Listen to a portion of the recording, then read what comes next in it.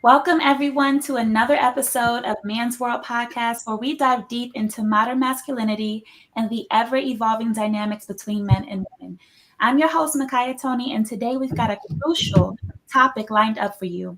We're going to explore the often tricky task of separating truth from falsehood when it comes to relationship advice on social media.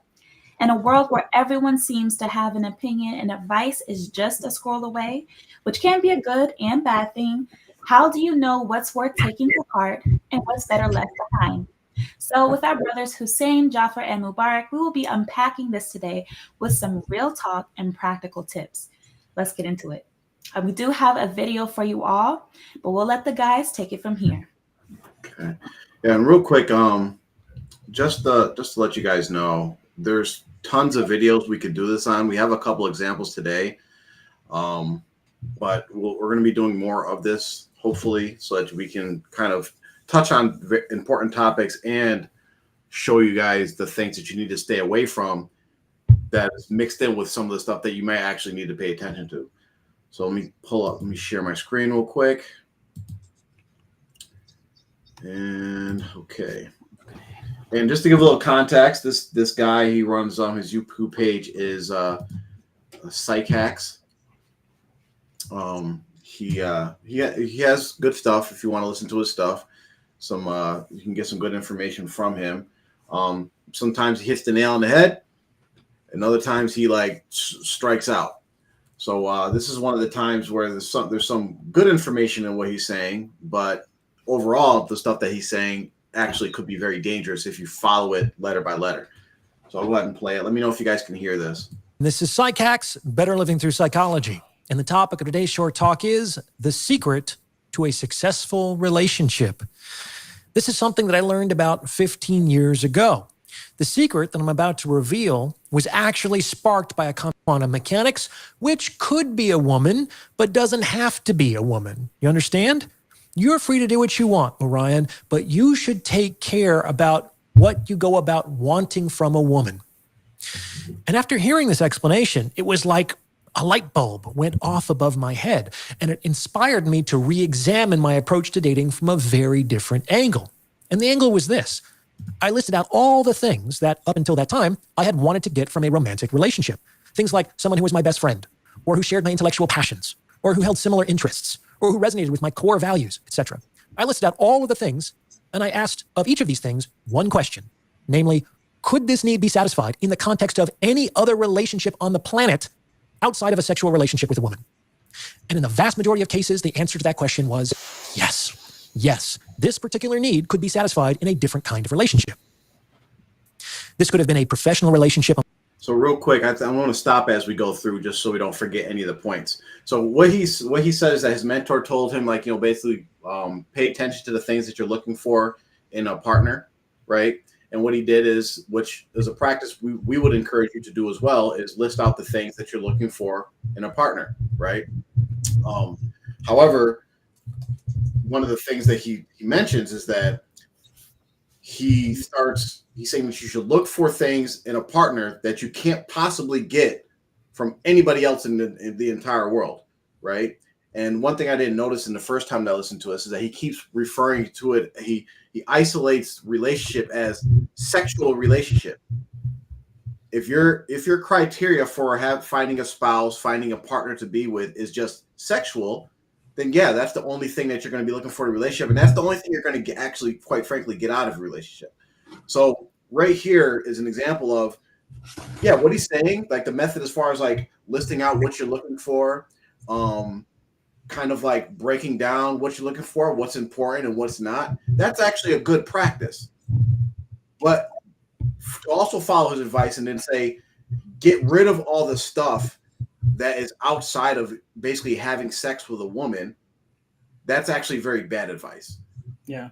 And I would say that it should be almost the opposite. Like you should look for all the other things. You should look for as many things as you can that are going to fit and work with whatever it is, your likes or hobbies or whatever. You can't make it everything, but to prioritize the sex to me is a mistake because it comes standard.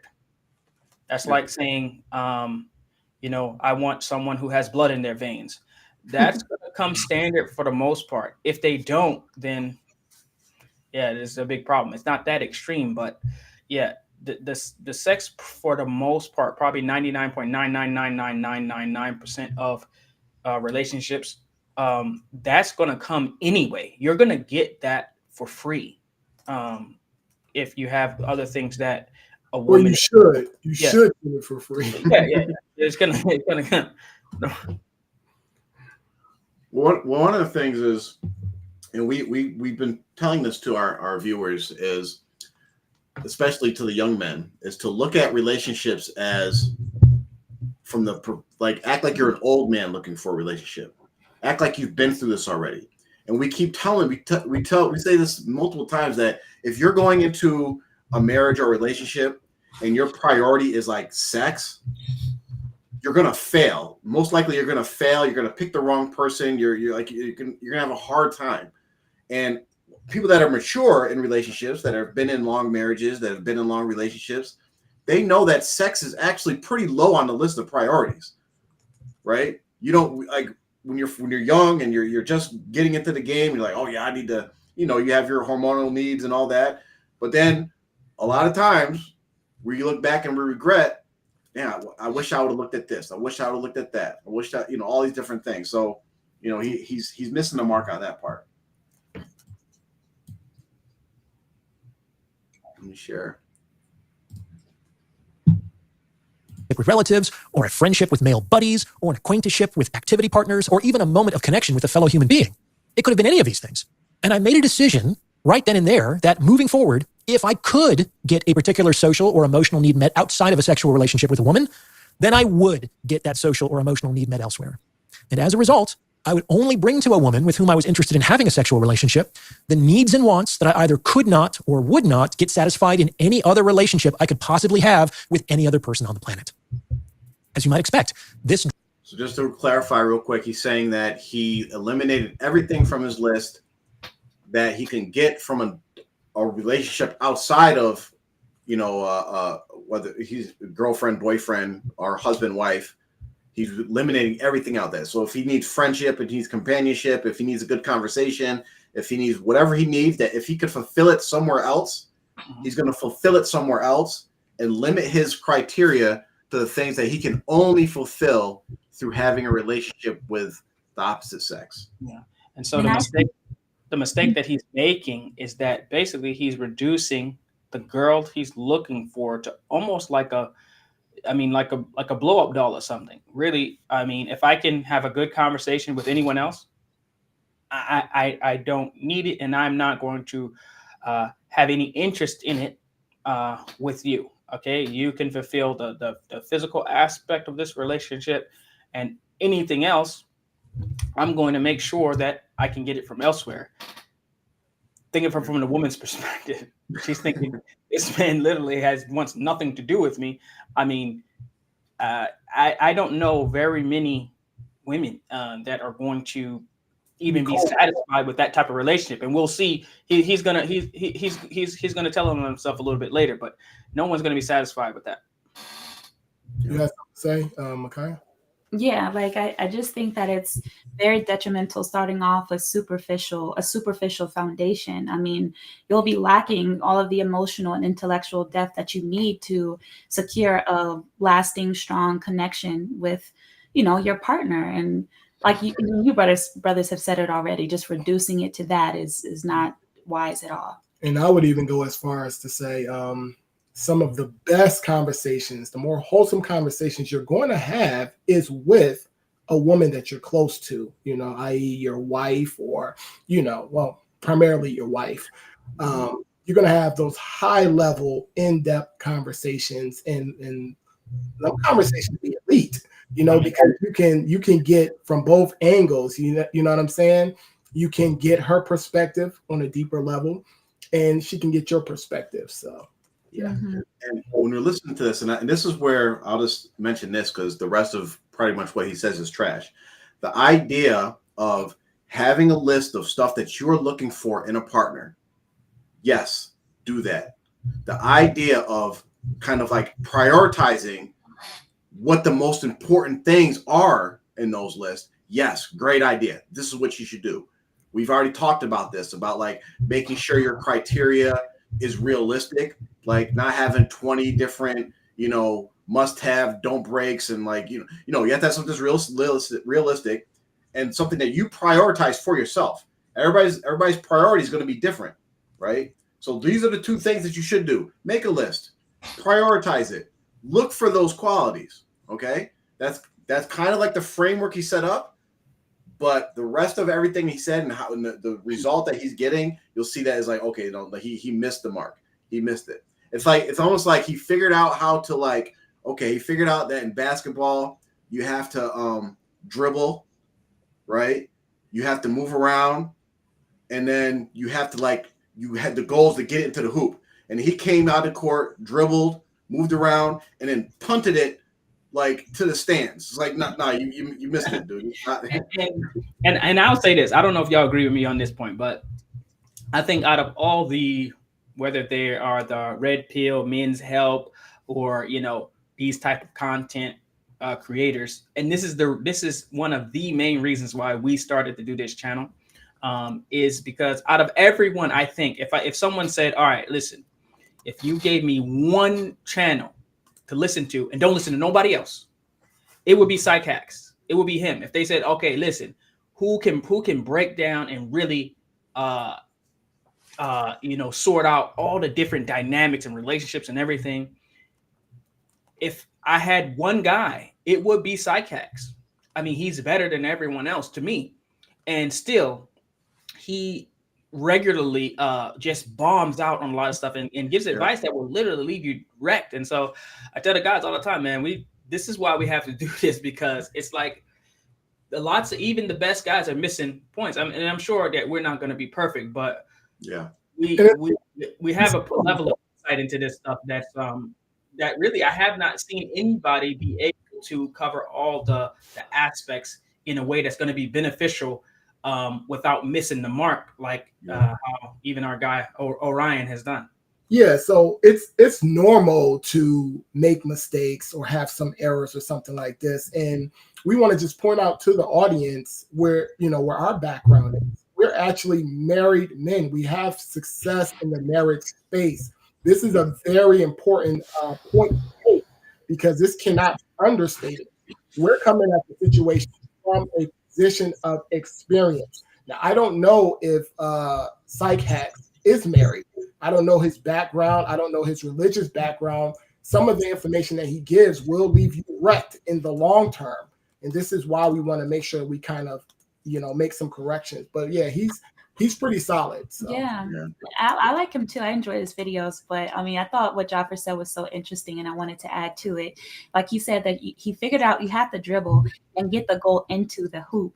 But just to add to that, I mean, like with this whole sex being the priority thing, he threw out that you actually have to be a team player. And I think that's very risky, because both partners may have completely different intentions, and that will lead to conflict, because one might be seeking a deeper connection while the other is more interested in sex. And it just leads to a lot of misunderstandings and disappointment. So it's better to avoid that. Yeah. When you guys listen to this, and as men, this is a Man's World podcast, so we're really talking to men, but women can benefit from this as well. But listen to his advice and say, will this advice work for a woman? And if, as a man, would you be okay with a woman following his advice in this case?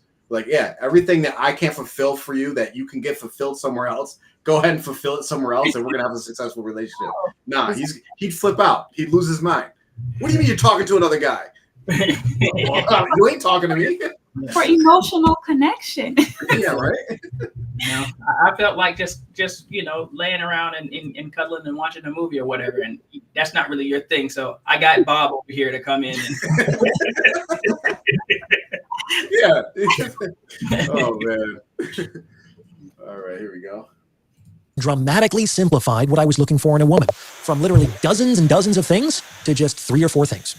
And this one intervention, possibly more than anything else in my life, has not only significantly improved my hit rate in meeting satisfactory women, but has allowed me to have satisfying relationships with radically different kinds of women as well. These things are set in stone and completely non-negotiable.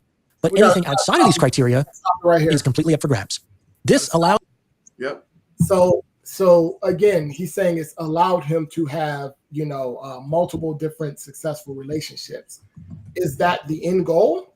Is that what you're after? Is that what you want to do? Because we believe that the end goal should be marriage, a family structure, a successful family structure, and getting, across the bridge or down the road, and pretty much, going into the next life together, having that level of success. So he's saying he's been able to have all of these successful, satisfactory relationships. But again, to what end? Are they just sexual relationships, or are they, I'm trying to understand that. I feel like he just kind of glossed into that and was just like, okay, I'm pretty much having my pick of the litter at this point. That's what it kind of sounds like to me. It doesn't sound like he's trying to really get into a relationship for longevity. So what do you guys and his thing is basically trying to help men, and in some ways women, to understand how to get into the relationships that you want, or to have beneficial relationships. And usually beneficial relationships are ones that are lasting. They last. They provide some mutual benefit for both people. But he's talking about how it increased his hit rate, which means you're in and out of these relationships. So how beneficial are there? There's certain things that you're really never going to toss to the wayside. A good tool, like tools, power tools and things like that. Okay. You're never going to throw them away. Like, these things are useful. A good vehicle, money, you're not just going to throw it away. And probably the number one thing that people do not, that have a high value for human beings is strong, good relationships, friendships. People don't just get in and out of them. So if he's getting with his formula has got him to have a high hit rate, success rate, how is that you're hitting, but then poof, they're gone? So it's not that successful, because if it has helped you to find someone who's really going to be good for you, and then they're going to next. No, this is no different than the fresh and fit style of just run through them, just you use them until you're ready to do whatever. It's no different. See, and that's what I say. This guy, as much as I like him, he is just a white, clean cut, proper speaking, fresh and fit. He just comes at it in a different package, but it's the same thing. He's leading to a very similar area, and so you have to be careful. Yeah, you don't want to ever, if you have to refer to your relationships as hit rate and actually think that's a positive reference to your relationships, then you're already losing the game. Yeah. Imagine going to a boxing match, right? Because that's like what a relationship is. Like, it's a boxing match. You're going into the marketplace and you're throwing a bunch of punches, right? And you're like, all my punches are connected, but the opponent is just still standing there eating all in punches. No, it should be one punch, knock them out, like that one girl did in the Olympics to that other girl, and she quit, right? One punch, it should be over. That one hit, you shouldn't have a hit rate, right? You should be able to, it should be low. Like, okay, I got in a few relationships, and you can't refer to them as successful because they've all ended for you to go ahead and take another shot. You're taking a bunch of shots, and when you really break down and you listen to this whole strategy, you see why it's failing. It's because what you're looking for is very limited and very, as Micaiah said, superficial. So the people that you're getting, self-serving, very self-serving. So you're probably providing something that's also very superficial, and you can't provide anything to these women that they can't get from somebody else. So they're looking for somebody else to provide stuff that actually you can't provide, or that you're not willing to provide. So I hate that we keep stopping the video. Let's try to get through this video, but we have to check some of these points to make sure that everyone understands what he's basically saying. We're speaking, we'll call it, Mandarin, we're speaking, a man language, and we just want to make sure that we kind of correct some of the points that he's bringing up and stuff. Yeah. women who still meet the minimum necessary criteria for a relationship. I am terribly unorganized, and it was starting to affect my online business. Time blocking my schedule worked. If you appreciate the insights on once you read the value of sexual relationships as these relationships in which I received income, I began to prioritize sex in my sexual relationships as these were the only relationships in which I could receive that good. And this segued into need number 2. She needed to be sufficiently physically attractive to me. So real quick, just to catch everybody up, he's laying down his criteria, what he's looking for in a relationship. And the first one he mentioned is sex. So and that was his first priority, sex. The only thing that he can only get sex through a sexual relationship from a female. So that was his first priority, was sex. And now he's going into the second priority. To both consistently desire sex from her, otherwise, what was the point of the first criterion, and to prevent the feeling that I could have done better. Basically, I needed to be able to walk into the vast majority of rooms without feeling that I would rather have some other woman on my arm. And this is because I knew that I wouldn't be able to stay in the relationship long term if that wasn't the case. Sometimes you have to be real with yourself, even if your reality isn't particularly socially flattering. The third criterion was femininity.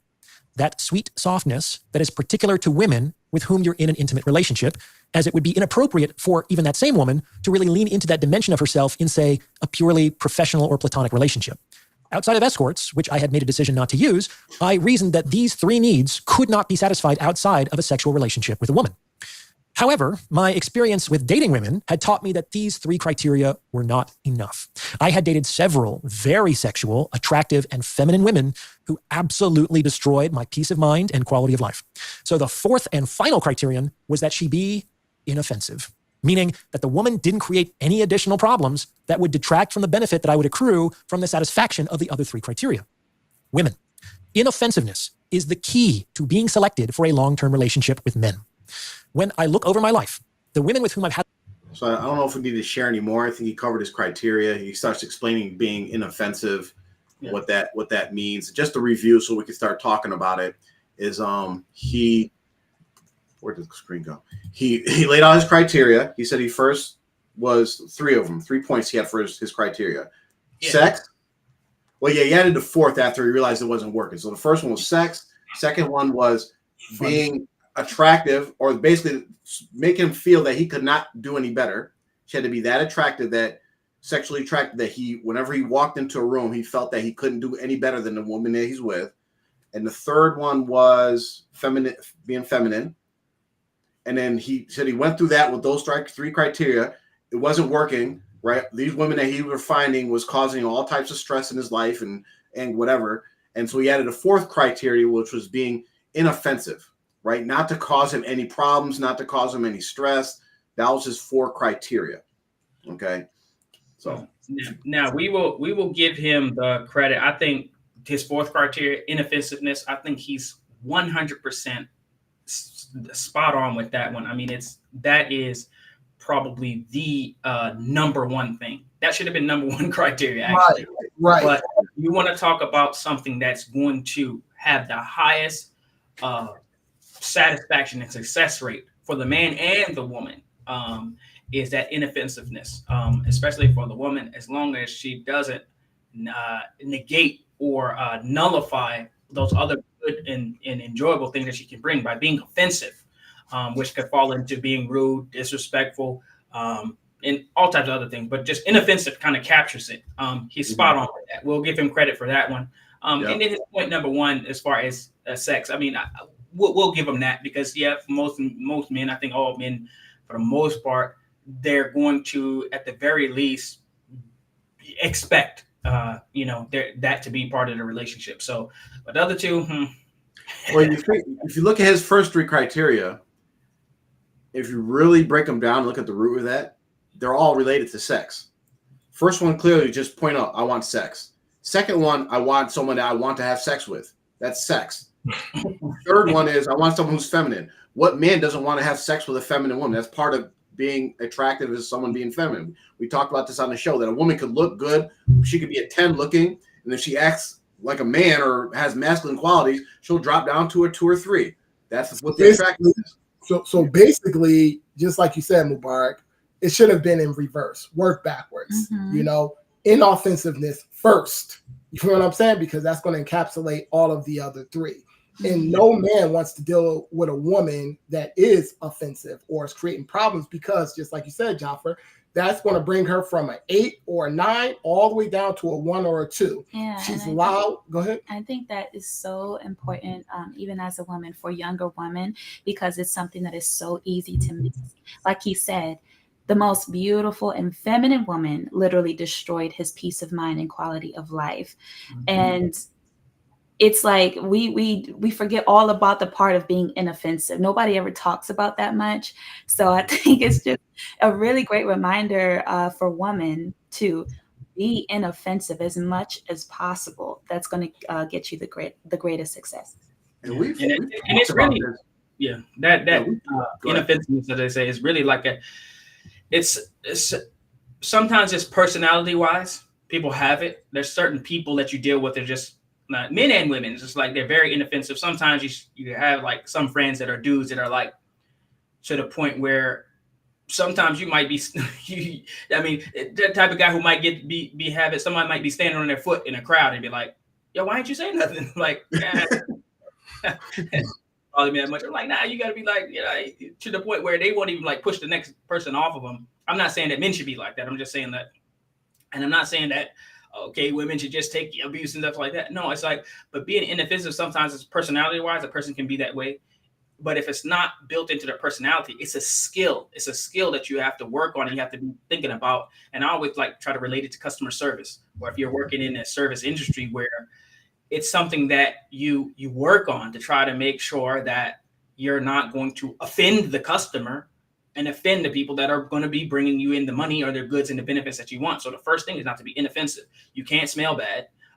You usually have clean clothes. They have them wear a certain uniform. They have look a certain way. There's a certain ambiance that they have in the building. There's a lot of things that go into that. Of course, but to compensate everything, not being inoffensive really allows all the other good qualities that a lot of times people have to shine through. That offensiveness. I mean, if you go into a restaurant, the joint smells and like it's, the staff is rude. I mean, sometimes you say like, but the food is good, so I'm still coming. But because sometimes it's like you go to some of them places where the joint they might have bugs in the joint, but it's like I know I'm probably gonna get food poisoning, but for now this joint is good. Sometimes the relationships would be like that. Like, man, this the intimacy part might be great, but eventually that's going to wear down. You're going to be like, as soon as you find another option that's going to be, sufficient and they're inoffensive, you're never going to go back to that restaurant, and you're probably not going to go back to that girl. And he touches on it really quick. Like, that's the important thing, because if you guys listen to that and you listen to our show, you might not pick up like how we're saying different things, because we talked about like it's an important quality that you actually have to be sexually attracted to your partner. That's a very important thing. You have to be attracted to them, right? But he throws in there, I want to walk into a room and never feel like I could have done better. Well, you're never going to ever have that feeling ever in your life, because you could have whoever is on like Time Magazine, most beautiful woman in the world, and she could be your wife, and you'll still walk into a room and be like, oh man, this woman looks beautiful. I want that. This is the nature of men, right? We always want something different. We want something new. We're always going to feel like, oh, there's somebody out there that looks a little better. With maturity, we realize like, okay, beauty is just a temporary thing. Everything evens out. There's more things that involves in a woman's beauty than just her physical makeup, right? But that's why part of the reason why he's probably not in a successful relationship is because he gets somebody that fulfills his criteria, right? That is, attractive, is going to have sex with him. She's feminine, and maybe she'll even give him like some peace of mind and not be offensive to him, right? But he'll still be able to walk into a room and be like, dang, that woman's more beautiful than the woman I got. Oh, I guess I got to get rid of her. That doesn't make any logical sense. Or even the worst part of it is like, okay, there's always going to be a woman who's going to be better. For women, they have to get in their mind. And sometimes it really doesn't even make sense why a man might think Lady A is more pretty than Lady B. It doesn't even, sometimes it's like, because we all might just disagree, but like, nah, she ain't that. Be like, no, she's, everything. So women don't even try to figure that out. I mean, some things are very clear. Okay, this lady is beautiful, this lady is not, or whatever. But you get to a certain point, the spectrum is so wide, you're not going to be able to compete on a beauty level. Like, I'm going to make sure I am more beautiful to him than her. So let me just say this. But for what he's trying to do and say that I don't want to feel like that I could have done better. So he's putting his criteria for how his woman looks on his arm based on what he thinks that everyone else will be thinking when he walks in a room. That's an impossible thing for him to be satisfied with, let alone the woman on his arm. She could be doing everything.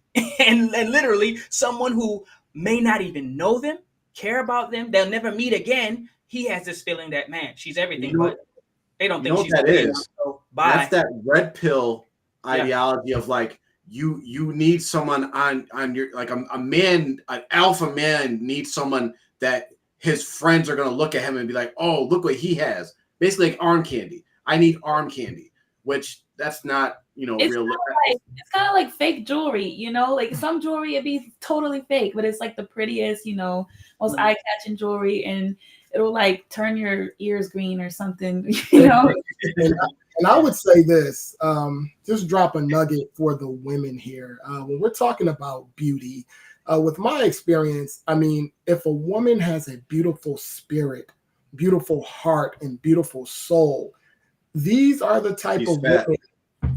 Huh? Hold on. Of course, being fair.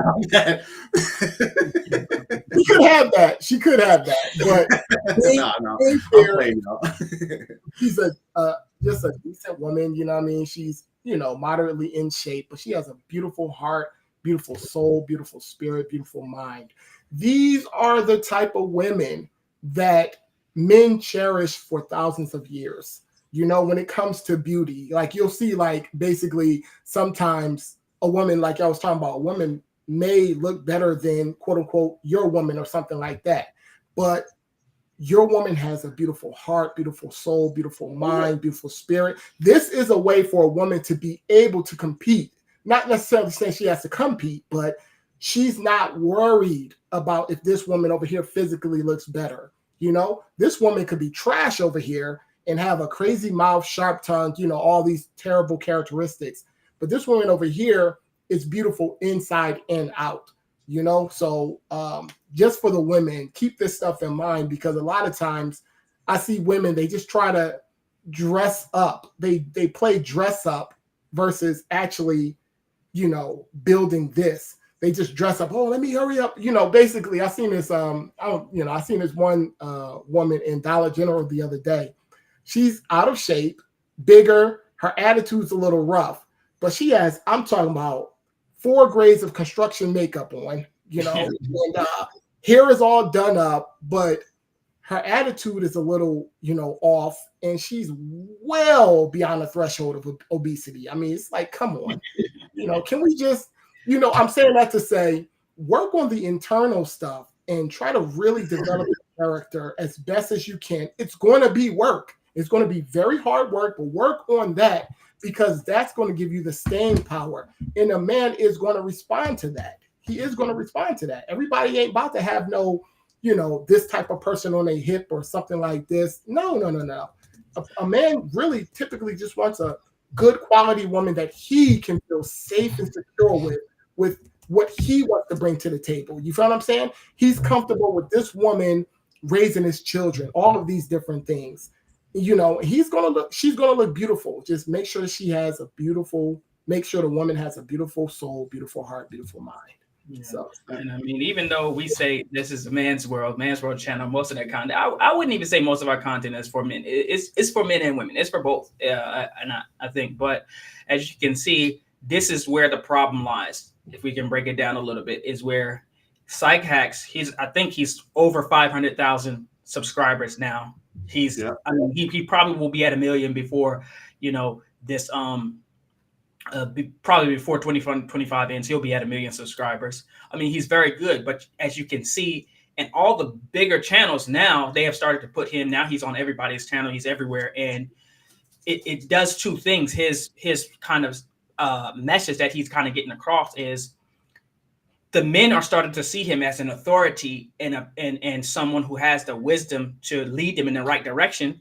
And so the men, if everyone starts acting superficial like this, to where they will get rid of a woman who fits all the good qualities because of how other people see her on his arm, okay, even though he's happy with her. But that's a factor, can't do it. She's got to go. Now, what does this in turn tell the women? If a woman did everything and she was inoffensive and she, a guy said, hey, well, it's not going to work out, bye. So she loses her man, her husband, or whatever because of some other factor. What is she now going to do? She's going to start being superficial. That's why you have people that are getting they're getting implants, they're getting the BBLs, they're getting lips, this all this makeup, they're doing all these things because I need to be, something. Okay, yeah, I have to compete at every level. That's why you have some people where a woman gets a little bit older, she gets, mid 30s, 40s, they call it the wall or whatever, where now she's feeling this, and there's just like they go into this kind of rage or whatever, and they're feeling like they're losing everything, because that mindset of I'm never going to be able to compete in this area, when really it should be something else. So if I can make it clear what I'm saying, Psych Hacks is one of Orion Taraban, this is his name. He's one of the people who are really an authority in the space now, to where men are having this mindset, and he's like they're one of their leaders. This is going to have a secondary effect on the way the women start to approach their situation. Then you have a complete breakdown.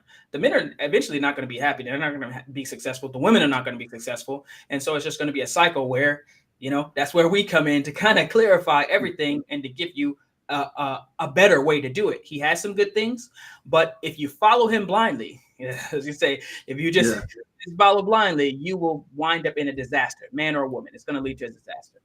And he's missing a big point. And that's what a lot of these guys do.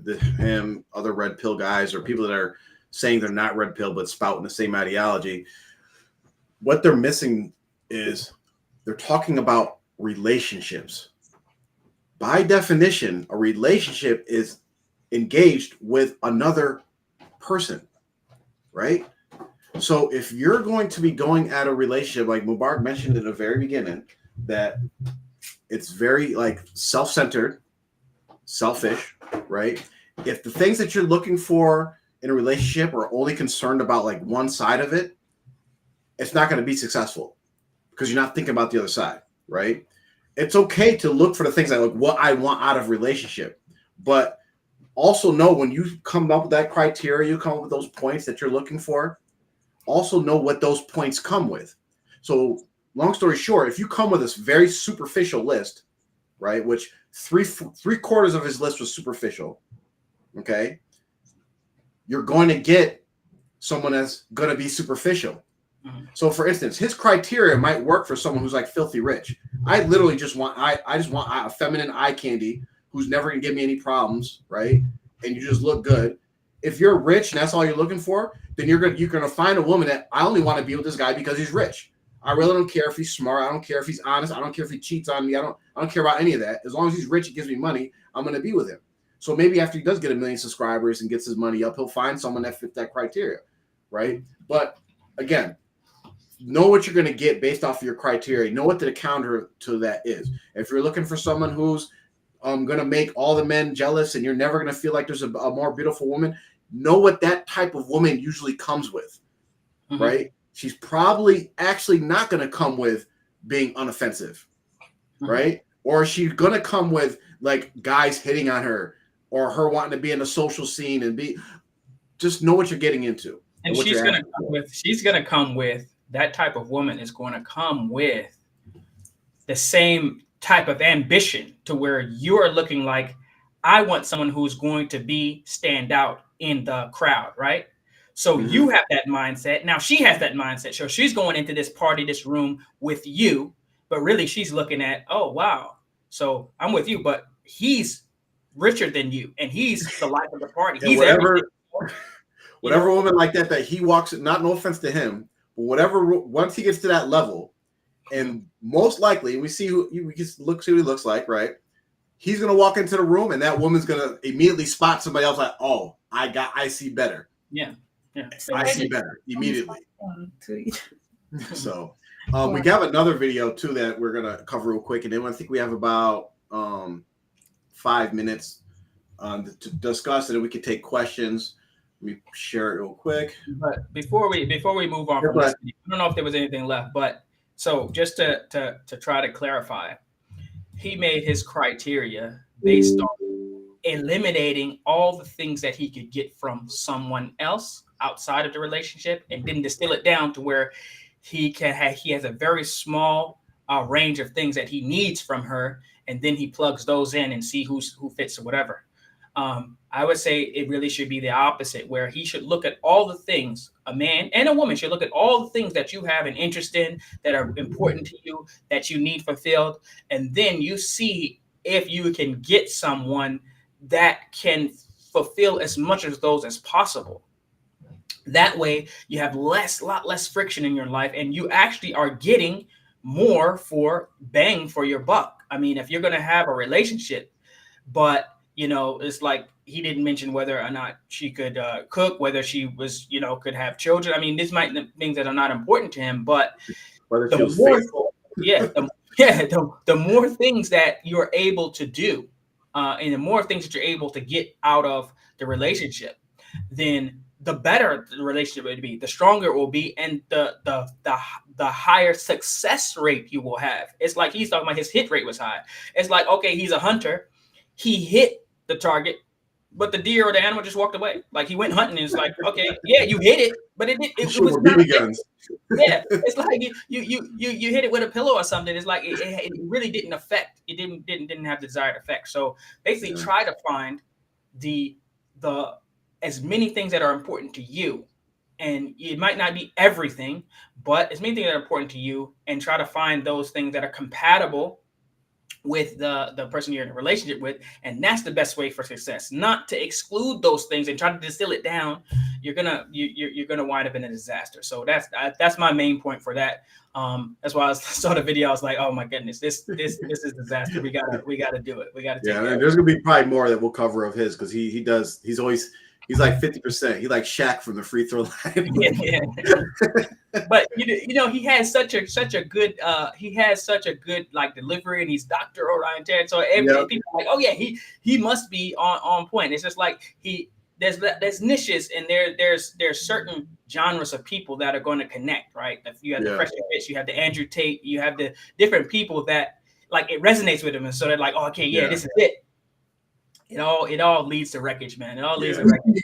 We keep score over here with successful relationships and longevity and building family structures and units and communities and stuff like that. That's how we keep the score over here. So. All right, let me share this next video. It's a short one, so it'll be quick. Share screen. Where's it? There we go. This one might ruffle some feathers. I bet some questions will come in after we play this one. Get burnt out, and you're no longer having a relationship because you're coming home and a man is sitting on the couch because he's tired from work, and you're making sure you're catering to him. So what? I don't understand. Where is the value in that? Fellas, do not choose a woman who don't want to be a woman. Are you delusional? The modern day women, right there. I'm gonna go to work like you. Do you want me to cook, clean? So what? Yes, you're gonna cook, clean, do this and do that. And guess what? He taking the trash out, he fixing the house, he making sure this. But we have different duties, functions, and responsibilities. My wife don't want my duties, and I don't want hers. We have different responsibilities. Just because I can see you cook the food and you can't see me clean the gutters, you don't even care about that stuff, but it still need to be done. Men have different responsibilities. So all this, I cook and I clean, and that's part of your function. But when your tire is flat, my function is to make sure you have a new tire. But when your car need an oil change, it's my job to make sure these people ain't ripping you off. We have different duties and functions and responsibilities. That's why women. Okay. I'm already saying. Let me start. Girl, hold up. I'm not even gonna comment on the video. I'm just gonna say the girl, first of all, in the first 5 minutes, that's what you call not being inoffensive. Her whole attitude was like whoever she is, she's probably shouting down her man on a daily basis if she even has one. Even though But yeah, that whole delivery is like, yeah. That's literally what I was going to touch on. Not even thinking about what I was just about to say that, because we're kind of like on the same wavelength here, because that's the type of woman right there, loud, boisterous, obnoxious. No man really wants to deal with that type of woman. You're literally on a podcast or whatever, screaming and hollering. That's not going to make you right. You look at the there's nothing feminine about that. You know what I'm saying? Oh, who wants to come? Like, that was just disturbing to watch, honestly. Yeah. So I agree with the guy. I agree with the guy to an extent, actually to a higher extent. He's basically saying to shrink it down, we both have different positions. And he's right. Women don't care about you if it's your responsibility to pay the electric bill every single month, every single, and I bring this up to my wife. I know she's cool about it. I'm saying? She tries to be empathetic and yada, yada, yada, but let them lights get cut off.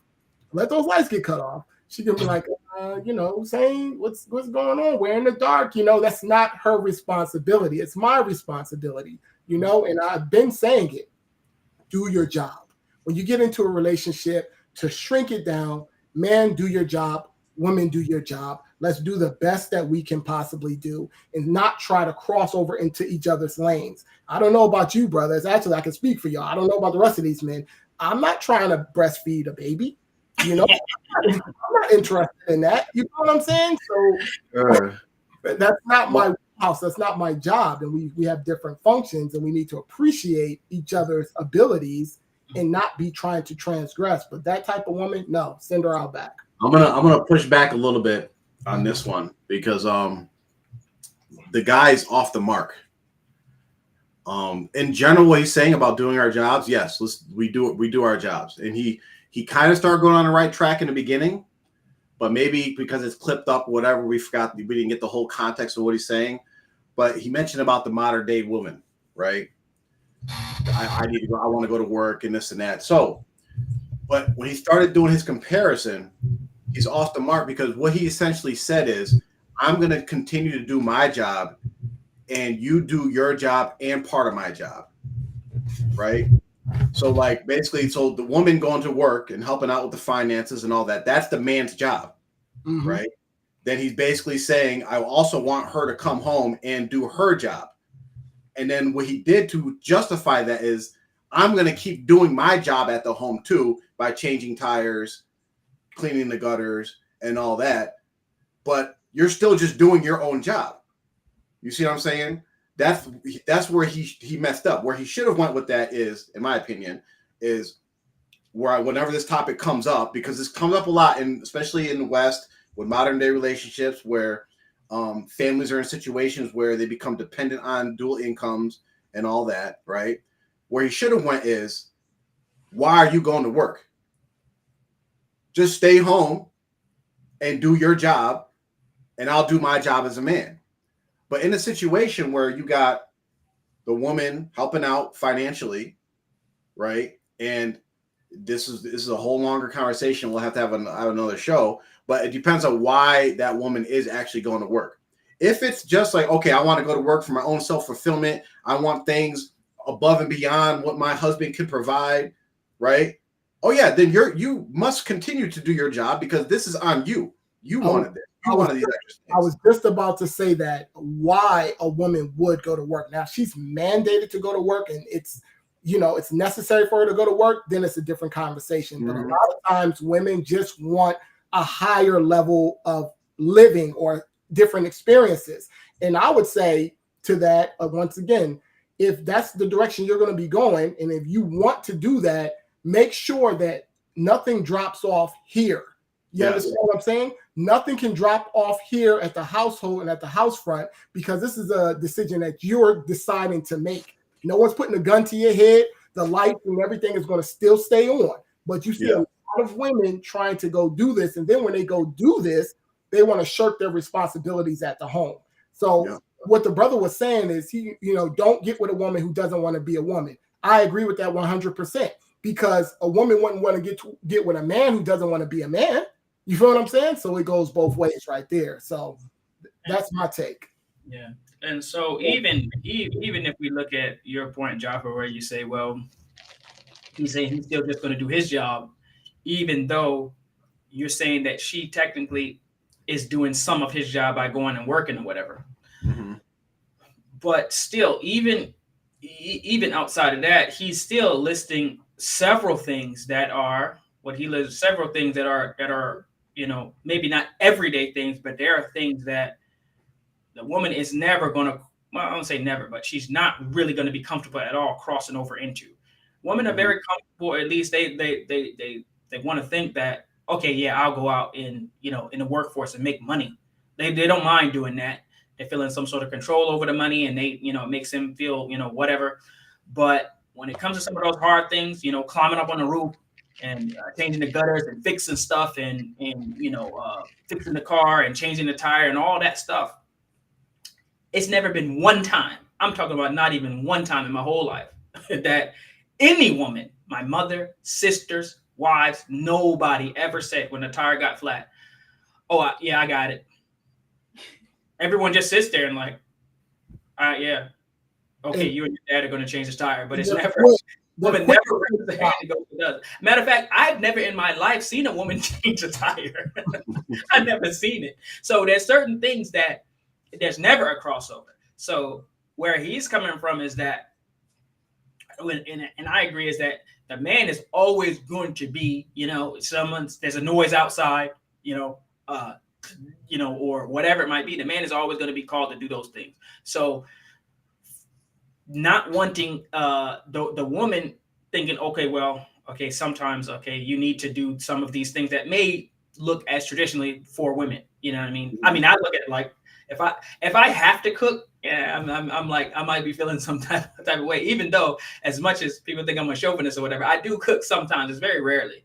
Nowadays, I almost never have to. I never have to. It's almost like in my house, it's almost like if I'm cooking my own food, it's like, okay, what's the problem? Are you mad or something? Or, like, what's the issue? There's like an issue there because that scene is like, I'm going to cook for you and make your food for you. You should not have to do that. But I don't think that the guy is off in what he's saying as far as those things that the women never. But the thing is, even though she's doing some things, but in this context, I don't see the woman working as being part of his job, because in that culture, that's not, that's. Well, you can't fall in a culture and then back out of it and then jump into another culture, because also in our culture, men do stuff that women do as far as cooking, cleaning, and all that. So like, yeah, I don't know. If you're talking about the modern day couple, if you're talking about the context of what I believe this sister to be talking about most likely, she's talking about the modern day couple, modern day family. There's 2-income family, and they both need that income for both of their perception of how they need to survive.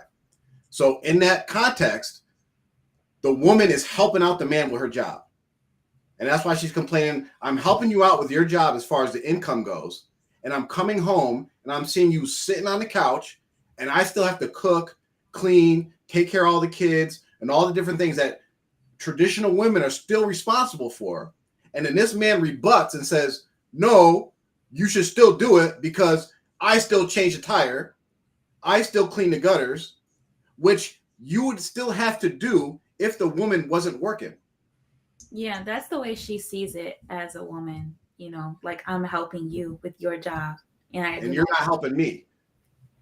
And so the examples he's given is, he's still, like I said, he's saying, I will keep doing my job. You keep doing your job, but also help me with my job. See, now, that's what being a woman is. This is going to be a deeper topic. I know we need to cut it. I'm going to cut it short. I just have to push back. I got to push back a little bit because I have a problem with this.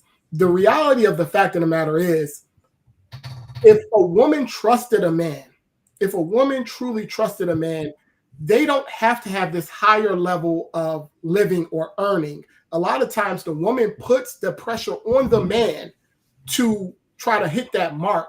But in reality, if she just was comfortable with his income, I don't care if they lived in a small house and you know, it wasn't a big neighborhood, and she supported and played her role versus, you know, putting pressure on him. No, I don't want to live there. I want to live over here, and then making it to where both of them have to work to make ends meet, and then she's bucking on her responsibilities or something like this. I see this a lot. I think I can agree with you because I see some women try to guilt the man, you know, by working or choosing to go out and work when she doesn't have to. And because she's making money, she does try to make the man feel guilty. Like, I'm out here, you know. and she doesn't have to live. She doesn't have to live. People start to live. So this is what happens. This is what happens. And this is what men have to be careful about. Because it's going to happen in most situations, right? Like you said, man and woman get together, start a family. Mm-hmm. It's in a woman's nature to not be grateful and want more, right? We can talk about hypergamy and all these different things, right? So they're naturally going to I want this better lifestyle, right? I want a better car, better house, better things, whatever. And it's not nothing like nefarious, like there's this like deep plot. It's just what it is, right? Now, what happens is, because men are being men, we want to make our woman happy, right? Then we make the mistake and start committing to lifestyles that are beyond our means. I agree with Once this. we commit and engage in like, okay, I'm going to provide this lifestyle, right? Now it's still on you, even though it was the woman's initial want. You engaged in it. You said, okay, I accept that. And now you got your family and like, okay, now you need 2 incomes to survive. That was your decision. It's a slippery slope right there, Jaffer. I agree with you. A lot of times men do get goaded into those situations, and we got to be real careful. You know what I'm saying? But the woman, after she goats him into the situation, she steps back and acts as if she's some innocent flower lily, and she had nothing to do with it. But she wanted this lifestyle, and then she ends up getting some high-end job, and then she throws that back in that man's face. This is just the truth a lot of times. Who's in charge? Who's in charge? I know what I saw. It's like this. Imagine this. You're the CEO of a big company, right? And you're like, our company's running fine. Like we're in the green. We're paying all of our employees. Then one of your like vice presidents comes to you, is like, yo, we should go get into this industry. We should go, like, you say you're into whatever. You just have like a regular old grocery store, and they're like, yo, we should open up an electronics store. And you, being the CEO who's in charge of making those decisions, you're like, you know what, that's my favorite vice president, you know, they make me happy. You know what, let's go ahead and do it. You made that bad decision. You can't then go back and be like, oh, I made the decision. I'm in charge. I'm a responsibility, but it's your fault. And now you got to go work to take care of it. I'm going to push back on that. I got to push back on that because that's not a good analogy, in my opinion, because women a lot of times will threaten the man. Let's say in a situation, a relationship situation, she can be like, you know, if you don't do this or do that, I'm not satisfied. I'm not happy. She'll leave. She can break up the family. She can break the family up and then use the mirth. Who's the leader in that situation? The man, but can he stop the woman from breaking up the family? Who's the leader in that situation? Can he stop the woman from breaking up the family and then taking it into a court situation, getting half of his assets? We see this happen. Okay. So who's the leader in that situation? You got nothing. You got nothing. Okay, let me try to put a bow on it real quick. So I'm gonna ask Jaffer and then I'm gonna ask Hussein. All right, so that we have we walk away from this with a very clear understanding. So the man is working and the woman is working. The woman is working because they need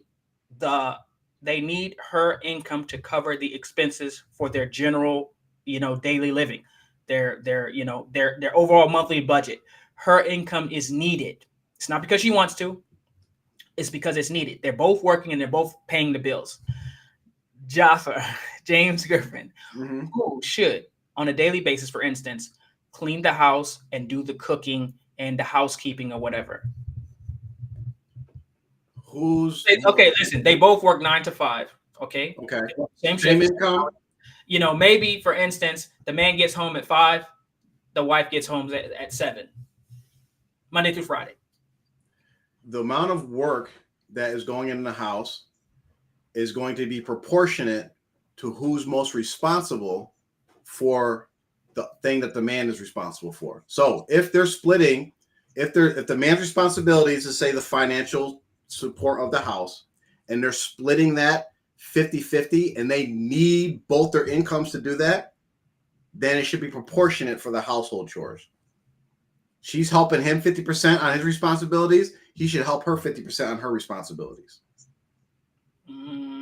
Okay, so the man should cook on Monday, Tuesday, Wednesday, okay, so you're saying that the man should basically expect to, so because for instance, she might be working 40 hours a week just like he is, but she may be making, $30,000 less. She's spending all of her money. That's the amount of hours. And he's spending all of her money. But so what you're saying is that if the woman is working and her income is needed, the man also needs to pitch in, even if they're both off work or whatever. He shouldn't wait till 7 till she gets home and then be like, yo, while he fires up another game of 2K, go ahead and put them. We're talking about an ideal scenario. The amount that help each other out with each other's responsibilities should be proportionate. So say their household requires $100,000 they need that to survive, right? The woman's only bringing in $30,000. The man's bringing $70,000, right? That means she's providing 30% of help to the man, right? Then he should try his best to provide 30% help to the woman, to his wife. The only thing one second, Hussein. The only thing that I would say that's I see where you're at there, but the one hang up there is that the woman might be providing 30% of the finances, but she's giving 100% effort in going to work. Her job might be harder than his. It might be more difficult on her to help him with those finances than it is for him. So that's the only place where I say, well, for the woman, it's never gonna be a neat scenario where it's like but that should be the general concept. If you're helping me out a lot, I'm gonna help you out a lot. If you're helping me out a little, I'm gonna help you out a little, right? And then there's always gonna be, because there's different things. Like for instance, but there's different factors you throw in there. But that should be the general principle of how they should operate. Okay, Hussein, the woman has to work for the family to meet their needs. She's working, he's working. Who should be doing the household upkeep? Cooking, cleaning, that type of stuff, getting the kids in bed, all that, stuff that you would say is a stay-at-home wife would generally do. You expect she's working, she has to work, she's bringing home the bacon to help run the house. What say you, sir? I would say that she should keep up with her traditional role as housewife. This is what I would say, but I understand what Jaffer is saying, but I need to I think we're off a little bit here. So a man's responsibility is to provide the finances for the home. So if a wife has to step in and she's providing, I don't care if it's 50%, I don't even care if it's 70%. Personally, I do not believe that she should go down on any of her other responsibilities. Of course, now there needs to be a conversation and it needs to be fixed. But listen to what I'm about to say here. If you're talking about a lifetime, a man has to assume financial responsibility over a lifetime. So typically a woman comes in and supplements. She's going to have a temporary space. This is where I have beef a little bit, because a lot of times a woman will come in for 1 or 2 years and she's 50-50 with the guy. The guy is doing this forever. He's doing this forever. So in the context of what Jaffer is saying, if it was a 50-50 situation forever, you darn tootin', you better go ahead and be the man. You better learn how to breastfeed. You better figure out how to do this and do that, because again, it's a lifetime situation. You're putting that pressure on your wife to where she can't even become or get into that space of a housewife. She can't do that. But if it's a situation where she has to step in and put her big girl pants on for a couple of years until the man gets his footing and stuff like that. There's been plenty of situations like that where a man, he's ambitious. He got some, but he's been knocked back. We're men. So we already know this. We get knocked back, knocked off our hill a little bit, and our wife might need to step up and assume 50%. you still come there, you still cook, clean, and do all this stuff because like Mubarak said, I still gotta respond to every bump in the night. You ain't 50-50 in with that. You feel what I'm saying? I still gotta take care of all of the house maintenance, the repairs, the this is the and the that. I still have to be a protector. I still have to do all these different things. I still have to be a leader. So in this context, I see where both of y'all are coming from. But like I said, Jaffer, if the woman has to do 50-50 indefinitely, yes, the man should learn how to breastfeed. You can't say indefinitely because you don't know what the future is. Yeah. What I mean by indefinitely, you know what I'm saying. Basically, a lot of times a woman will come in and there's a situation where she has to. For that time period. So you said if a woman needs to come help a man for the with time, his responsibility temporarily, wouldn't you think that the man needs to help the woman temporarily? Because you said, help the man financially and don't slack on your job. But when you say that the man is slacking on his job, he might not be slacking on his job. If he has a particular job, he can't make any more money. But you guys have all of these expenses, and the wife needs to. He's already slacking on his job. Okay, no, hold up. Okay, hold up. Let me try to. Scenarios that happen in real life. Let me give a real life scenario. Hussein, a real life scenario would be, for instance, like let's say me, for instance, I have 9 children. Okay, I got 9. Now, if my income could only afford a 2-bedroom, or maybe a 1-bedroom, that's the income level that I'm at. But if my wife works, we would be able to get a 4-bedroom. Or, a 5-bedroom or something like that, just that extra month. So whatever she's making would go to a mortgage or rent on a place that we could all completely fit in. So that's where it is. It's necessary. And until these kids grow up and move out, that's going to be the situation, or until I start to make more money. So this is your responsibility as a man. If you got 9 kids, you don't need to be in no 2-bedroom apartment. Exactly. So we're trying to afford it, but my income level just might not be there. So that's the scenario where I'm looking at. That's just a scenario. But so my next question, now I'm going somewhere. Don't worry, Hussein, we're gonna get him this time. We're gonna get him. This time he won't win. Okay, so I think it's safe to say that in my next scenario, we understand where Hussein is going to be at, but I'll give it anyway. So the next scenario is that the woman is working. The husband can pay 100% of the bills. The only reason why the woman is working is because she wants to. She has her own money. She spends her own money. Her husband doesn't take any of it or whatever. Now, I think Hussein, or we already know what Hussein's going to say. She definitely got to take care of all the household chores. Nothing. I mean, don't even look his way for anything in that nature, because she's doing this and it's not needed. She's doing this for her own personal needs. So let me swing it over to our good Sheikh Jaffer. Now, the woman is working. She's working full time. Same scenario. The husband is home at 5. She gets home at 7. But she's just working because she wants to. It's not necessary. Maybe she spends here and there, but for the most part, it's not needed. He can cover everything easily, comfortably, no problem. Should the husband, don't say what you would do. Is it reasonable for the woman to expect, household or housewife type of duties for him to step in on and do? Absolutely not. She shouldn't expect anything from him. She should expect to do her job, just like she wants to work. The only thing she should expect is for her husband to sometimes want to do household stuff. So if she gets annoyed that he's been home for 3 hours and she just got off a 12-hour shift, I mean, you could have at least, took the chicken out. You could have at least X, Y, I mean, Z. that type of stuff, that's like a whole like nuanced different conversation, because like if you look into like, okay, if you're a woman and you're married to a guy that knows you're working full time and he has absolutely no interest in like helping you out, like this is stuff husband, even if you didn't work full time, this is stuff that a good man would do naturally. Oh, she's at the grocery store, I'm gonna take the chicken out. You know what I'm saying? So that's a whole different conversation. But as far as expecting it, a woman should not, a man should not expect his wife to help him out with his responsibilities. Just like a woman should not expect a man to help her out with her responsibilities. Once you expect something that is charity, that is not required, it's not charity, it is not a favor anymore. It becomes, no, this is your job, right? Well, pro tip for men and women, just go above and beyond when you can, where you can.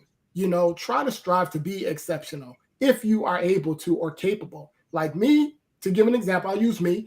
I clean up regularly. This is just the truth. I clean up regularly. I wash dishes. I wash clothes. I do the lawn. I still work and take care of my responsibilities. I'm holding down, couple of situations. And I just do this regularly. Now, where I do draw the line, at changing diapers. You know what I'm saying? I mean, I used to do it back in the day, but I've gotten a little spoiled. I'll do it if I have to, but I have no issue washing dishes. Or it's not something that I take pleasure in. I fold clothes, wash clothes. It's just something that I'm just kind of used to doing, being a husband. It's something that I know that a lot of times my wife appreciates as well. If she comes home and I got a little spare time, I might just fold up the clothes a little bit. She'll come and see him on the bed, and it pleases her, it makes her happy. Life goes on. It's not something that. The thing with expectations, this is key in relationships, and Mubarak hates this, but when we're talking about love languages, right? A lot of times when people don't understand each other's love language is because they have developed an expectation of something their partner is doing that they don't actually recognize how the person is saying, I love you, right? I expect him to clean the dishes every Wednesday, Thursday, and Friday. And now, but the husband is like, yeah, I'm washing the dishes Wednesday, Thursday, and Friday. And in his mind, he's like, I'm showing her how much I love her because I'm helping her out with her responsibilities. But in her mind, it became an expectation. Now what happens? You miss Wednesday? This nigga, he didn't do his job. Oh yeah. And again, you did just what Jaffer said. You got to nip that in the bud. So what I do is I don't necessarily have a set schedule. It's just something I do just periodically, and it kind of keeps the scent off the trail to where when it happens, they're more appreciative of it. But just like you said, Jaffer, that's just how women are. I'm not coming at y'all neck, but if you start doing stuff too much, they raise the bar, and that becomes the expectation. But men do that too. You look at men that, like, if you look at households that where their men become dependent on their wives' income, they don't recognize how much their wife is actually helping them out, right?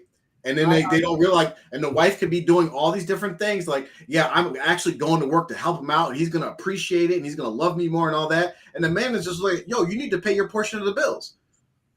Yeah, that's not acceptable. I see a lot of men taking that position. That's not acceptable. And like I said, I could go down a deep rabbit hole, but we're going to leave it there. Just be real careful and have real deep conversations when it comes to finances with women, because they weird. They weird when it comes with the finances. I'm just going to say that.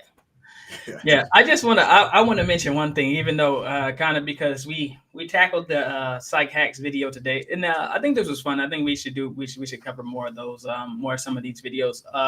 But we actually crossed 100 subscribers, and we did it. We did it the normal, natural, organic way, and it's to a lot of other channels it's not a lot, but to me it's a lot.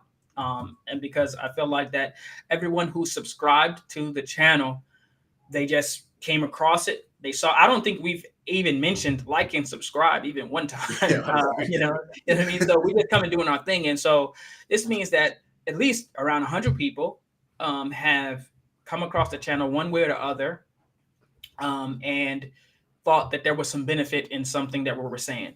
Or there might be a few haters too, but it's okay. But they get some benefit. And whether we have 100 subscribers, once we get to 1,000 subscribers, or if we reach 1 million or 10 million, the content is going to be the same. The intention behind what we're doing is the same. It's not to make money. It's not to get, famous, or it's not to really for entertainment, even though some people may be entertained. But I do want to say that we appreciate the subscribers. And the promise that we have is that we're going to try to provide benefit for everyone that is going to tune in or hear what we're saying. It's for the benefit of everyone, to try to help people have better relationships, and to have better lives, and to not have some of the mistakes and the issues and the struggles that we have gone through and overcome. That's really what it's about. It's about trying to help people get over the hump and to avoid some of the pitfalls and the disasters that they can fall into. So as we go, I mean, this video might, maybe years from now, we might look at it and might look at their, you know, their setup and everything is much different, you know, as far as we go. And only Allah knows best how, you know, big the channel would get. We should remember this day and remember this time that we're actually doing something that's unique and that's different than any other channel out there, I think, as far as really covering everything and filling in the holes to where the other channels that try to do this are missing. But regardless of how far we go, regardless of how big it gets, the same loyalty and the same effort for the people who were there on day one, so to speak, is going to be the same. So, but we appreciate the 100 subscribers, and we look forward to, you know, however many more. It up. All right, we got questions, or We got a few questions. I threw them in the chat. If you guys can see them. Oh, yes. All right. So we have some questions come through. Number one is, why do women have to do all the work? If we help y'all, shouldn't y'all help us? I think we kind of covered. Yeah, we that. definitely covered. Yeah. So Right. We did. All right. Number two, why do men feel that having many women is the key to happiness? say it again. Why do men feel that having many women is the key to happiness? I don't know if we feel like it's the key to happiness. It's just our natural makeup, you know. That's just the way the Creator created us, you know, to be polygamous by nature. I don't think it's a key to happiness or anything like that. Maybe lust, it might be a key to lust or satisfying your desires, but I don't know about a key to happiness. Yeah. I think go ahead, Mubarak. No, I would I'll just say that there is there's an American poet from back in the day that is here talking about how that just came to mind about I can't remember how the poetry went exactly, but basically like if you really like love a man or whatever, you got to let him go, and then eventually he'll come back, you know. And I think that women sometimes they see as a man like wanting more than one woman and in doing all this is that you're losing him. But I firmly believe this, and I have never seen it happen to where a man has ever left a good woman, and he always came back to her. Always at the end of the day, where he settles in at, where he's going to be at, is with that good woman. Even though he might wander, his eyes wander, his body wanders sometimes. Men naturally, they have this inclination to see and chase. Islam, our religion, kind of helps us to contain that and puts it in a box, and so that we don't harm ourselves by that chase. But men are always like that. But for the women, being good to your man, he's always going to stay. He's always going to come back. So it's hard to rationalize for women to say, well, if he loves me, or if he's supposedly a good man and good to me, then why does he want, you know, someone else? We will never be able to figure that thing out until we meet Allah, till we meet God and ask him. But that's the way we are. But it's also true that a good woman who's good, as we said earlier in the show, inoffensive, and she has that environment, he's always going to return. He's going to miss her. He's going to love her. He's going to appreciate her. And his kind of wandering sometimes, or having another wife or another woman, does not nullify that at all. Actually, it might actually help you to be appreciated more. I can say personally for myself, the one thing I think more than anything that helped me to appreciate a good woman, a good relationship, is actually to have another one that it wasn't that. And so it's like you can never really appreciate the nice warm sunshine until you've been in the cold. Yep. You can't appreciate, a nice warm, comfortable situation until you've been in a tough, bad one. And sometimes going from a situation that's like, this is terrible, to stepping back into a situation where this is wonderful, you really, really, really appreciate that person more and more and more. So as far as men feeling like they have to have many women, that's never going to change. But the women can really help themselves by just being consistent, and that man will come back. He will come back, and he will be that person for you eventually. Sometimes men have to get it out of their system. Some men just run. They can't. And I'll just say this is not for Muslims, but, you know, put it this way, even Muslim men have some of this issue too, where they just cannot stop chasing after women. It's just like it's something that libido, sex drive, whatever you want to call it.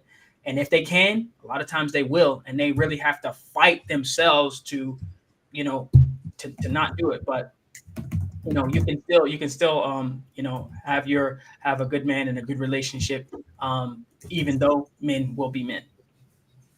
Yeah, I would just say is, you know, as far as the key to happiness, it actually is the key to happiness, but not on the individual level, right? On a societal level, polygamy, the condoning, practicing polygamy is actually the key to happiness on a societal level, right? The way that society is, a lot of ails that we have as far as like marriages, relationships in any society can be solved with accepting the nature of a man to be polygamous. And everything what Mark said about as far as like the development of a man, if you look at the roadmap of a man becoming, or, you know, a boy becoming a man and becoming a good man and a good husband and all that, it most definitely will involve some kind of polygamous situation. And the best way to do that is to actually do it in a lawful manner, and that's a polygamous situation. A lot of times, especially in the society we live in, it's done in an unlawful or unsanctioned manner, a negative manner that actually destroys families, destroys relationships. So I would say that. But as far as an individual level, like any good man, mature man that's been through the ringer, went through that development process, that's learned from the mistakes, they recognize the value of having just one good woman. And he will have to go through those road bumps to actually recognize that, because that, what Mubarak said, is very key. We can, and what we're trying to provide is to help men kind of get through that process faster than we did, because no one was telling us this stuff, right? If we can get people through that process faster, it's going to be better for men, and it's going to be better for women. Because we say, hypothetically, we had a young man, 21 years old, just got married, and he's married to the most perfect wife out there. And us as mature married men can look at their situation like, this dude struck gold. He will think he's carrying pennies in his pocket. He will think, yeah, everything's so wrong. Man, she puts a little bit too much salt on the chicken, and we'll be sitting there like, what? Dude, what do you come? But it's something that we have to go through to get to that level. And hopefully the young men that are listening, even older men that haven't learned this yet, they can hear what we're saying and kind of like recognize and trust what we're saying and get through that process faster. But that doesn't mean, woman, if you're a good woman, doesn't mean that your man not going to want something else or want to get in a, because that's how we're made. And if you accept that and you open up the avenues for it to be acceptable, so that your husband can trust you, that he can actually act on his natural inclinations and do it in the proper method, you're actually facilitating what is the key to happiness in this society, right? And go ahead. Let me touch in on that, because a lot of times women have a really, really tough time understanding the nature of man. So as we have a very difficult time understanding the nature of woman. So it's kind of like a yin and yang. So a man is naturally polygamous. He's going to get into that space. And it's very difficult for women to even accept or open up, because women, you know, they're going to have that jealousy. They're going to have that, you know, they're going to be wondering if they're being replaced and all these different things. And they have their own battles to fight. So life here is not without trial and tribulation. Once we understand this and you know, get set on that.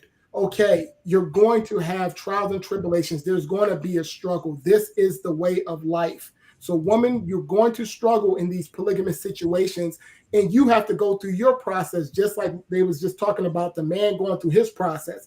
You get to a point, you got to go through your process of development as well and maturing beyond these petty positions to where you guys are fighting and squabbling and doing all this stuff. No, get to a point where you mature your mind and get to a level where things are a little bit more palatable for you and you can deal with it a lot better, and for the sake of the children, or understanding that you do have a good man. And because you have a good man, trying to understand his nature a little bit, you may have to share him.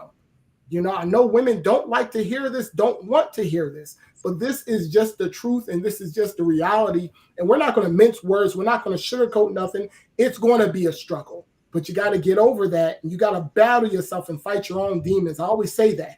Fight your own demons, because we're fighting our own demons. You know what I'm saying? We have to cure ourselves. And like Mubarak said, Islam helps us to, keep that contained and suppressed, and gives us structure to where we're not out here like some fresh and fit guys just running through 50, 60 women and all this stuff. We might even feel like 50 or 60 women are attractive, but we have to develop ourselves and have that self-discipline to be able to put things in their proper boxes and their proper containers. No, you cannot do that. This is harmful for you. This is acceptable. This is allowed. Blah, blah, blah, blah. Women, I just really have to come to terms with the nature of men and understand better how to deal with it, and do more research, learn, study up on how to deal with a man. You know what I'm saying? Especially if you guys, a lot of times women might acknowledge that they have a good man. They acknowledge that they have a good man, but just like we were saying earlier, what does that come with? If you believe that you have a good man and he might actually be a quality man, other women might see that and view that and see the same things in that man. You know what I'm saying? And it might create this situation, and just women trying to understand that as best as they can. So again, it's going to be a struggle on both ends, is all I'm saying. Yeah, and just to add to that is that you really don't have to. There's the thing with women. A lot of times you get into trying to compete as far as with another woman's physical beauty, or if she's being intimate with her husband or not. But the one thing that no one is going to be able to compete, and where women can set themselves apart, is with their knowing that man, them knowing their husband, knowing what he likes, and knowing how to make his life easier in lots of different areas, or when he's with them. A new woman coming in is not going to even be able to get close to how you know your husband, and how you know him, and how, like I said, he's eventually going to come back to what's comfortable. He's going to be more appreciative of that situation that you provide. So that's where you can really you're going to have such an advantage over anyone, whether he gets a new wife or whatever, every year or whatever. It doesn't matter how young, how pretty, how anything she is. Your experience in knowing him and knowing how he likes things and being able to deal with him is not going to be comparable. The problem is lots of women know their husband very well. They know exactly what he likes. They know exactly what he doesn't like. They know everything. They have every detail. They know every detail down to where, you would set his plate, where he likes to eat, everything. But they won't do those things. Instead, they, they have some sort of issue with have that much of a service mindset. And then someone else comes in and they go overboard in maybe some other area, but where the wife who's already there, or anyone who's feeling like, okay, maybe my husband is going to get another wife. You know him so well. You can make his experience so outstanding that outside of that new intimacy that he's going to have, he's going to immediately miss you and want to be around you because of the situation that you provide. So just don't let that get lost. I don't want to talk too much on that. I know we've said that before, but don't get lost on that aspect. That's where you're ahead. That's where you can win, regardless of what the other person looks like. To make it full circle, we talked about being inoffensive in the beginning. It's like Mubarak said, instead of using your powers to be inoffensive, they use it to be offensive and go the opposite direction. So yeah, don't do that. All right. So last question is, this one is a little bit hard to understand. It says, please, can you, a Black man, point on this subject as well? for me, the way I translate it is maybe, can you guys as Black men speak on this subject? But I don't know what particular subject this person is speaking about. Well, I don't know if we're speaking on any subject as Black men. We're speaking as just men. We happen to be Black men, and that's what it is. So maybe if they're listening, can maybe your full question got cut off, you could submit it again, and we could probably cover it on another show. But that's all I got for that. I don't know what else. Yeah. I mean, yeah, they can clarify. Maybe it has to do with like that type of situation, because a lot of maybe it's more often that especially in this country, that Black men might find themselves in situations in which they are having to work as a two-parent. Working, both of them have to be working, so they find more, a lot more, or they find themselves in a situation where, because statistically, Black women, I know they're more educated than Black men. Like they, as far as on average, Black women have higher degrees and education levels, and they have higher earning. If I'm not mistaken, I would say on paper. But I'm not throwing no barbs. I'm just like, as far as, because it gets skewed, because it is true. Like, I mean, you go to a college campus, you'll see it's all women basically. There's lots of women, especially at HBCUs. This was like, I don't know, 15 years ago when I was in school. But so I'm sure that it's worse now. So maybe that's the dynamic, because you do have the dynamic of where, in order to get welfare, or in some situations, you can't have the man's income be part of your household. So they're giving the woman welfare, they're giving the woman food stamps, they're giving her lots of help, maybe Section 8 housing, all these things to help her. And then the man comes in and he's there, but not officially, right? And so he might be making some money. The woman's also making some money, but it's also technically her house. And then so there's a lot of dynamics there that are mixed in, to where it makes the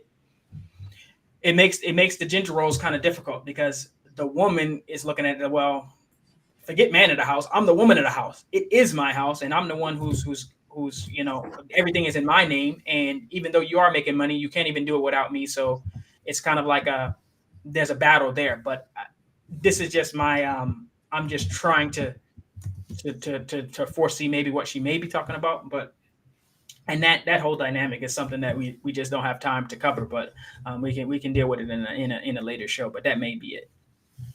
Well, yeah, I appreciate you touching on that, Laura, because I think all of us were lost. So providing that insight. So I just want to remind you all that we are building out a marriage matchmaking service, and we do already have some participants. So you all are welcome to sign up and join if you are currently looking for a spouse to find your potential match. Please refer to the comments. I think Jaffer may have just put it in the comments again. Our brothers here are very well qualified and can actually give a nikah if need be. So you will be well taken care of and are in good hands. And once again, to sign up, please see the link in the comments. So, yep. But I guess that's all. That's a wrap for today's episode of the Man's World podcast. We hope that you found our discussion on separating the truth from falsehood and relationship advice on social media, and everything that we also shared after that discussion insightful and thought-provoking. A key takeaway that I have from this episode is to always approach social media advice with a critical mind, and remember the importance of context and personalization, because what works for one person or one relationship may not work for another. So we should always consider our unique situation. So that's what I took from it. And it's good to seek advice from multiple resources, not only the internet, because anything can just be on the internet, but also your elders, your family, and trusted and experienced friends as well. And these guys, as they repeat over and over again, they are definitely experienced. Thank you all for joining us today. We certainly appreciate your enjoyed today's episode, please don't forget to like, subscribe, share it with your friends and family, and remember our anonymous link where you can submit all your questions you'd like to see us answer here on future episodes. Y'all, we really do want to hear from y'all. Even if you want to come on the show, please feel free to do so. All right. So without further ado, this is A Man's World.